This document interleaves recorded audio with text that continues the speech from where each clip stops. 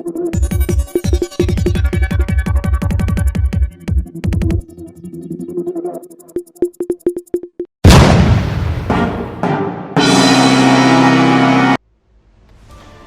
तालुक्यातील जयदर पोषण महाअभियान 9 सप्टेंबर 2024 ते 30 सप्टेंबर 2024 साजरा.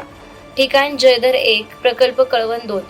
पोषण महाअभियानाची प्रस्तावना अंगणवाडी सेविका धरडे दिगर अंजना लक्ष्मण गांगुर्डे यांनी केली. माजी सरपंच साहेब देवीदास गोंडू भोये आणि उपसरपंच सिंधुभाई सावळीराम गायकवाड यांच्या हस्ते सरस्वती पूजन झालं.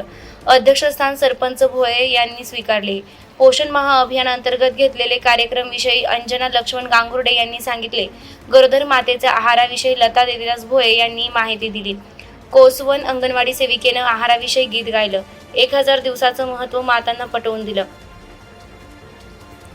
आहाराचे प्रात्यक्षिक मांडून किशोरी मुली, गरोदर माता, स्तनदा माता आणि 6 महिने ते 2 वर्षांपर्यंतच्या बालकांची कशी काळजी घ्यावी याविषयी मातांना माहिती दिली.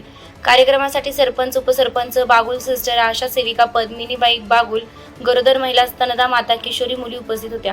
तसेच जयदर मुख्य सेविका संगीता लोहकर या सर्वांनी कार्यक्रमाचं नियोजन केलं. जयदर 1 सर्व अंगणवाडी सेविका व महिला कार्यक्रमासाठी उपस्थित होते. वृत्तसंकलन राजेंद्र हरिचंद्र राठोड, कळवण प्रतिनिधी. मराठी लक्ष न्यूज चॅनलमध्ये आपल्या सर्वांचं स्वागत.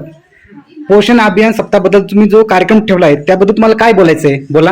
माझे नाव लता देवीदास भोये, अंगणवाडी केंद्र जयदर 1.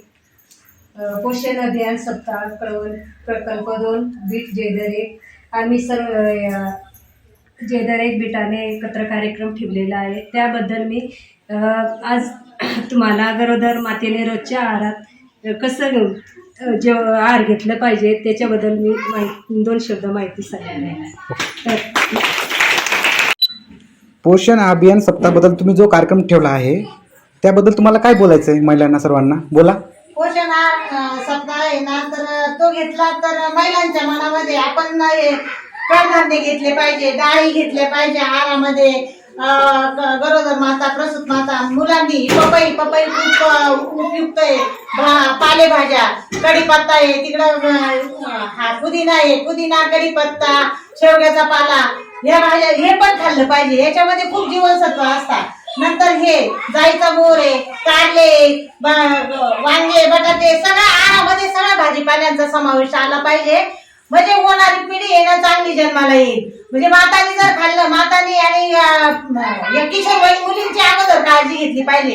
किशोरवयीन मुली जर चांगल्या सुदृढ झाल्या तर होणारं बाळ आहे ना, तर हे चांगलं जन्माला येतं. आणि नंतर बाळ जर चांगलं जन्माला आलं तर त्याचं पुढं ते बाळ हुशार होतं. म्हणजे चांगलं जर वजन असलं तर हुशार होतं. त्यामुळं आहारामध्ये ना सगळं ठेवलं पाहिजे. चौरस आहार गरोदर मातेने, प्रसूत मातेने, अजून नंतर किशोरवयीन मुलींनी हा चौरस आहार घेतला पाहिजे. त्यामुळे जेणेकरून आपले बालक चांगले जन्माला आले पाहिजे. त्याबद्दल आम्ही हा कार्यक्रम ठेवतो आणि महिलांमध्ये जनजागृती करतो. सही पोषण, सही पोषण, शेवग्याचे झाड